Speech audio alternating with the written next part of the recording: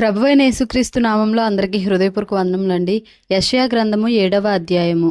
యూదా రాజైన ఉజ్జియా మనుమడును యోతాము కుమారుడునైన ఆహాజు దినములలో సిరియా రాజైన రెజీనును ఇశ్రాయేలు రాజును రెమల్యా కుమారుడునైన పెకహును యుద్ధము చేయవలనని యెరూషలేము మీదికి వచ్చిరి గాని అది వారి వలన కాకపోయెను.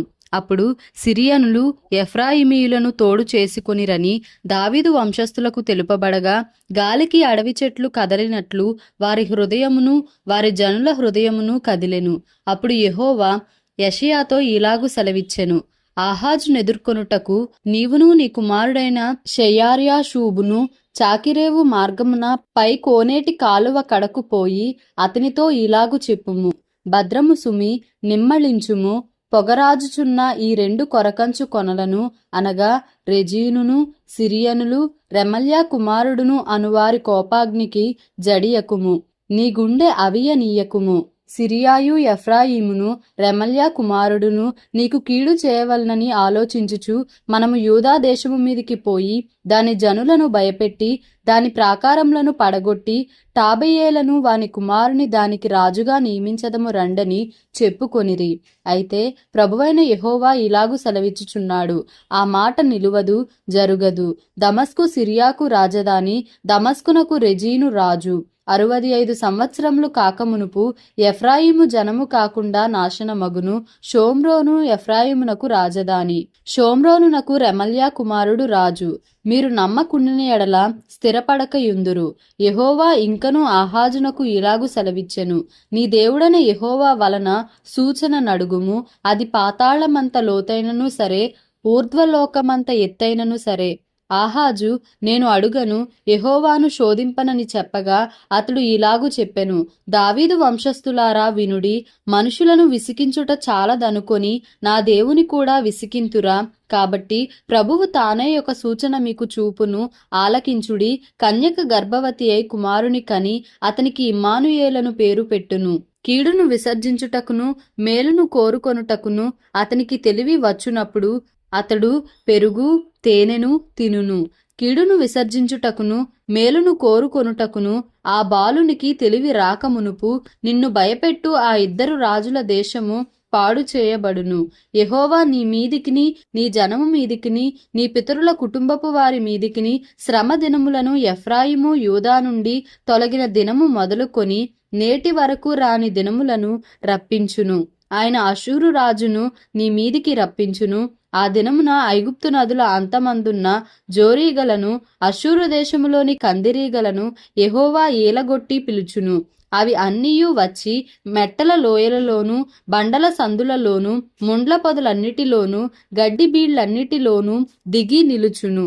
ఆ దినమున యెహోవా నది యూఫ్రటీసు అద్దరి నుండి కూలికి వచ్చు మంగళ కత్తి చేతను అనగా అషూరు రాజు చేతను తల వెంట్రుకలను కాళ్ల వెంట్రుకలను క్షౌరము చేయించును. అది గడ్డము కూడాను గీచివేయును. ఆ దినమున ఒకడు ఒక చిన్న ఆవును 2 గొర్రెలను పెంచుకొనగా అవి సమృద్ధిగా పాలిచ్చినందున అతడు పెరుగు తినును. ఏలయనగా ఈ దేశంలో విడువబడిన వారందరూ పెరుగు తేనెలను తిందురు. ఆ దినమున 1000 వెండి నాణెముల విలువ గల 1000 ద్రాక్ష చెట్లుండు ప్రతి స్థలమున గచ్చపొదలను బలురక్కసి చెట్లును పెరుగును. ఈ దేశమంతయు గచ్చపొదలతోనూ బలురక్కసి చెట్లతోనూ నిండియుండును. గనుక బాణములను విండ్లను చేతపట్టుకొని జనులు అక్కడికి పోవుదురు. పారచేత త్రవ్వబడుచుండిన కొండలన్నిటిలోనున్న బలురక్కసి చెట్ల భయము చేతను గచ్చపొదల భయము చేతను జనులు అక్కడికి పోరు. అది ఎడ్లను తోలుటకును గొర్రెలు త్రొక్కుటకును ఉపయోగమగును. యెషయా గ్రంథము 8వ అధ్యాయము. మరియు యెహోవా నీవు గొప్ప పలక తీసుకొని మహేరుషాలాల్ హాష్బజ్ అను మాటలు సామాన్యమైన అక్షరములతో దాని మీద వ్రాయుము. నా నిమిత్తము నమ్మకమైన సాక్ష్యము పలుకుటకు యాజకుడైన ఊరియాను ఎబెరెక్యా కుమారుడైన జకర్యాను సాక్షులనుగా పెట్టెదనని నాతో చెప్పగా నేను ప్రవక్త్రి యొద్దకు పోతిని. ఆమె గర్భవతి అయి కుమారుని కనగా యెహోవా అతనికి మహేరుషాలాల్ హాష్బజ్ అను పేరు పెట్టుము. ఈ బాలుడు నాయనా అమ్మా అని అననేరక మునుపు అషూరు రాజును అతని వారును దమస్కు యొక్క ఐశ్వర్యమును షోమ్రోను దోపుడు సొమ్మును ఎత్తికొని పోవుదురనెను. మరియు యెహోవా ఇంకను నాతో ఇలాగు సెలవిచ్చెను, ఈ జనులు మెల్లగా పారు షిలోహు నీళ్లు వద్దని చెప్పి రెజీనును బట్టియు రెమల్యా కుమారుని బట్టియు సంతోషించుచున్నారు. కాగా ప్రభువు బలమైన యూఫ్రటీసు నది విస్తార జలములను అనగా అష్షూరు రాజును అతని దండంతటిని వారి మీదికి రప్పించును. అవి దాని కాలువలన్నిటి పైగా పొంగి ఒడ్డులన్నిటి మీదను పొర్లి పారును. అవి యూదా దేశంలోనికి వచ్చి పొర్లి ప్రవహించును. అవి కుతికల లోతగును. ఇమ్మానుయేలు పక్షి తన రెక్కలు విప్పునప్పటి వలె దాని రెక్కల వ్యాపకము నీ దేశ వైశాల్యమంతటను వ్యాపించును. జనులారా రేగుడి, మీరు ఓడిపోవుదురు. దూరదేశస్థులారా మీరందరూ ఆలకించుడి.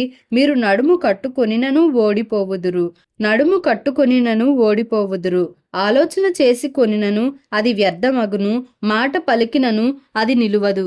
దేవుడు మాతోనున్నాడు, ఈ జనుల మార్గమును నడవకూడదని యెహోవా బహు బలముగా నాతో చెప్పియున్నాడు.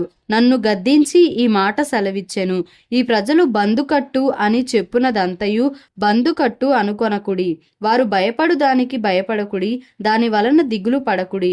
సైన్యములకు అధిపతియగు యెహోవాయే పరిశుద్ధుడనుకొనుడి. మీరు భయపడవలసిన వాడు ఆయనే, ఆయన కోసరమే దిగులు పడవలెను. అప్పుడు ఆయన మీకు పరిశుద్ధ స్థలముగా నుండును. అయితే ఆయన ఇశ్రాయేలు యొక్క 2 కుటుంబములకు తగులు రాయిగాను అభ్యంతరము కలిగించు బండగాను ఉండును. యెరూషలేము నివాసులకు బోనుగాను చిక్కు వలగాను ఉండును. అనేకులు వాటికి తగిలి తొట్రిల్లుచు పడి కాళ్ళు చేతులు విరిగి చిక్కుబడి పట్టబడుదురు. ఈ ప్రమాణ వాక్యమును కట్టుము, ఈ బోధను ముద్రించి నా శిష్యులకు అప్పగింపుము. యాకోబు వంశమునకు తన ముఖమును మరుగు చేసుకొను యెహోవాను నమ్ముకొను నేను ఎదురు చూచుచున్నాను. ఆయన కొరకు నేను కనిపెట్టుచున్నాను. ఇదిగో నేనును యెహోవా నాకిచ్చిన పిల్లలను సియోను కొండ మీద నివసించు సైన్యములకు అధిపతియగు యెహోవా వలని సూచనలుగాను మహత్కార్యములుగాను ఇశ్రాయేలీయుల మధ్య ఉన్నాము. వారు మిమ్మును చూచి కర్ణ పిశాచి గల వారి యొద్దకును కిచకిచలాడి గొణుగు మంత్రజ్ఞుల యొద్దకును వెళ్ళి విచారించుడని చెప్పునప్పుడు జనులు తమ దేవుని యొద్దనే విచారింపవద్దా? సజీవుల పక్షముగా చచ్చిన వారి యొద్దకు వెళ్ళదగున? ధర్మశాస్త్రమును ప్రమాణ వాక్యమును విచారించుడి.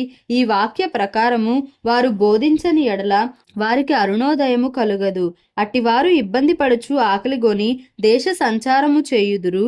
ఆకలిగొనుచు వారు కోపపడి తమ రాజు పేరను తమ దేవుని పేరను శాపములు పలుకుచు మీద చూతురు. భూమి తట్టు తేరి చూడగా బాధలును అంధకారమును దుస్సహమైన వేదనయు కలుగును. వారు గాఢాంధకారములోనికి తోలివేయబడెదరు. యెషయా గ్రంథము 9వ అధ్యాయము. అయినను వేదన పొందిన దేశము మీద మబ్బు నిలువలేదు. పూర్వకాలమున ఆయన జెబూలూను దేశమును నఫ్తాలి దేశమును అవమానపరచెను. అంత్యకాలమున ఆయన సముద్ర ప్రాంతమును అనగా యొర్దాను అద్దరిని అన్యజనుల గలిలయ ప్రదేశమును మహిమగల దానిగా చేయుచున్నాడు. చీకటిలో నడుచు జనులు గొప్ప వెలుగును చూచుచున్నారు. మరణఛాయగల దేశ నివాసుల మీద వెలుగు ప్రకాశించును. నీవు జనమును విస్తరింపజేయుచున్నావు, వారి సంతోషమును వృద్ధిపరచుచున్నావు.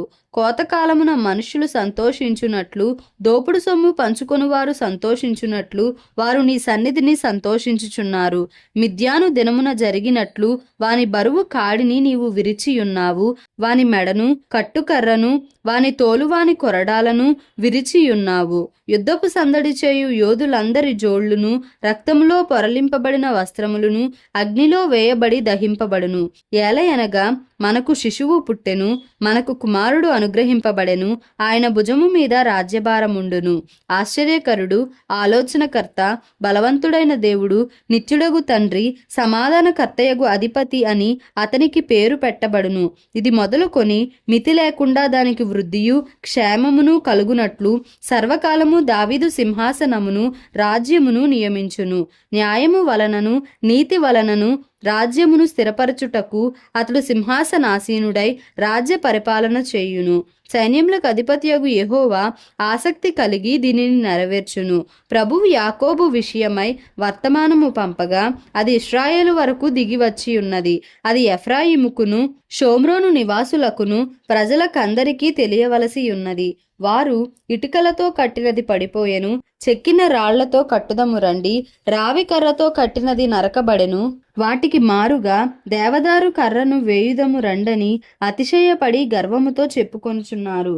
యెహోవా వాని మీదికి రెజీనునకు విరోధులైన వారిని హెచ్చించుచు వాని శత్రువులను రేపుచున్నాడు.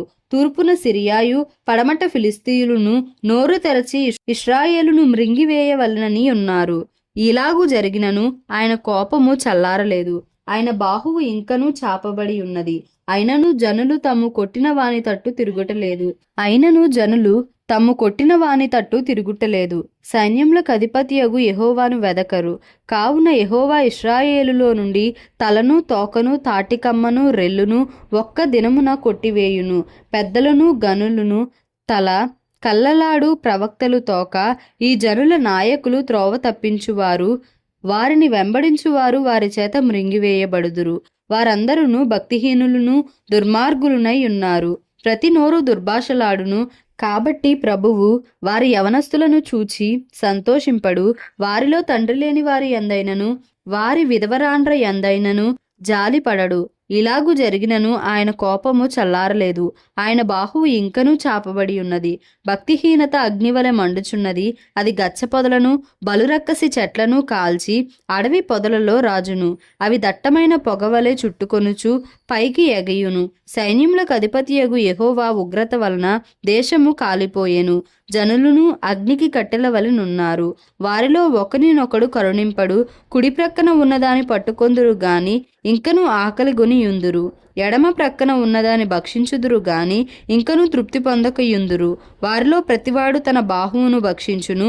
మనష్షే ఎఫ్రాయిమును, ఎఫ్రాయిము మనష్షేను భక్షించును. వీరిద్దరూ ఏకీభవించి యూదా మీద పడుదురు. ఇలాగు జరిగినను ఆయన కోపము చల్లారలేదు, ఆయన బాహువు ఇంకనూ చాపబడి ఉన్నది.